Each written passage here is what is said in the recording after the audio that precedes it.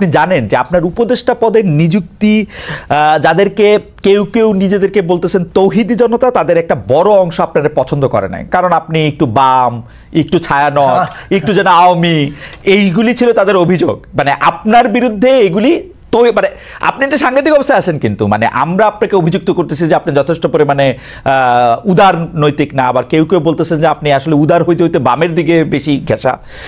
বড় একটা অংশ আপনারা পছন্দই করে নাই, মানে এই যে কি বলে জানি, মানে তাদের এমনকি এর প্রতিবাদে সোশ্যাল মিডিয়ায় শুরু থেকে মানে আপনাকে পদচ্যুত করতে হবে বা আপনাকে পদত্যাগ করতে হবে, এরকম একটা অভিযোগ ছিল। অনেক বড় বড় ইনফ্লুয়েন্সাররা আপনার নিয়োগটার পরে তারা এই পুরো সরকারের প্রতিই খেপে গেছিল যে না, এই সরকার সবচেয়ে খারাপ কাজ করছে, ফারুকীকে নিয়োগ দিছে।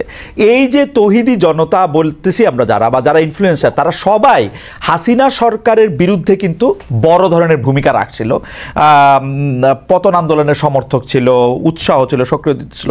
দায়িত্ব যখন আপনি পালন করেন তখন এদের মন রক্ষাটাও কি আপনার মাথার মধ্যে অনেক বেশি থাকে কিনা? যে মানে আমার কারণ কোন নির্দিষ্ট কারো মন রক্ষা না, আমি পুরো বাংলাদেশের কথা ভাবি। আমি যখন চেয়ারে বসছি তখন কিন্তু আর আমি ফিল্ম মেকার মোস্তফা সরোয়ার ফারুকী নাই। আমি যখন চেয়ারে বসেছি তখন আমাকে বাংলাদেশের সব মানুষের কথা ভাবতে হয়। এখন আপনি একটু আগে যেটা বললেন যে আমি কারো ব্যাপারে আমার কোনো উত্তর দেওয়ার নাই, আমি শুধু একটা কথা বলি।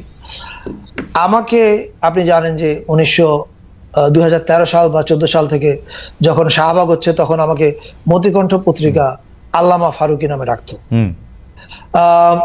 আবার আরেকটা পক্ষ আমাকে নাস্তিক নামে রাখতো। আমি আসলে কোনোটাই না, দুইটার একটাও না।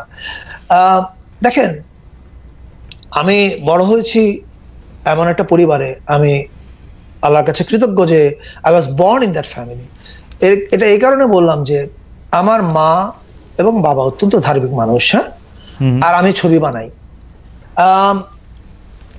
আমি কোনোদিন আমার মা বাবা যে ধার্মিক সেটার জন্য তাদের প্রতি আমার কোনো অশ্রদ্ধা এক বিন্দু নাই, বরং শ্রদ্ধা আছে। আমি দেখি তারা কিভাবে নিজেদেরকে নিবেদন করেন আল্লাহর কাছে, রাইট?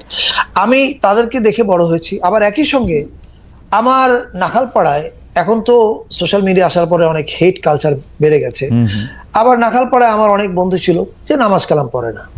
আমার তার প্রতিও কোনো রকমের ক্ষোভ নাই।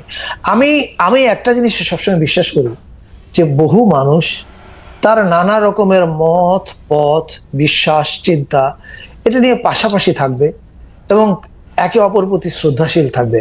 আপনি যদি শ্রদ্ধাশীল থাকেন তাহলে কিন্তু অনেক কিছু খুব সহজে সমাধান হয়ে যায়।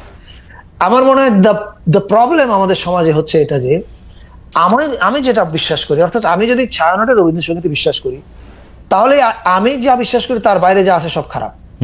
আবার আরেকজন ভাবছে আমি যেটা বিশ্বাস করি তার বাইরে যেটা আছে এটা খারাপ। এইটাই I think the problem lies here. আমার আম্মা ছোটবেলায় আমাকে একটা জিনিস শিখেছে, যেটা আমি আমার টেলিভিশন ছবিটা বানানোর সময় আই অ্যাপ্লাইড দিস। আমার আম্মা বলতো, বাবা তুই যদি এমন কারোর সমালোচনাও করতে চাস তাহলে তার সঙ্গে দেখা হলে প্রথমে তাকে বকাবকি করবি না, তাকে সালাম দিবি, জিজ্ঞেস করবি কাকা কেমন আছেন, তার খোঁজ খবর নিবি, কাকার খোঁজ খবর নিবি, স্বাস্থ্যের খবর, ফ্যামিলির খবর। তুই যখন এই খোঁজ খবর গুলো নিবি, তারপরে তুই যখন কাকাকে সমালোচনার কথাটা বলবি, উনি তখন রিয়াক্ট করবে না, কারণ উনি বুঝতে পারবেন যে তুই খারাপ উদ্দেশ্যে, অর্থাৎ তুই ওনাকে গালি দেওয়ার জন্য আসিস না। ওকে, আপনি যখন একটা ইন্টেনশনে নিয়ে আসবেন যে I will take them down, তখন আপনার ভালোটাও কেউ শুনবে না। That is a problem we have. We lack respect. এই রেসপেক্টটা যদি আমরা একজন আরেকজনের প্রতি আনতে পারি তাহলে কিন্তু দুনিয়াটা সুন্দর হয়ে যায়।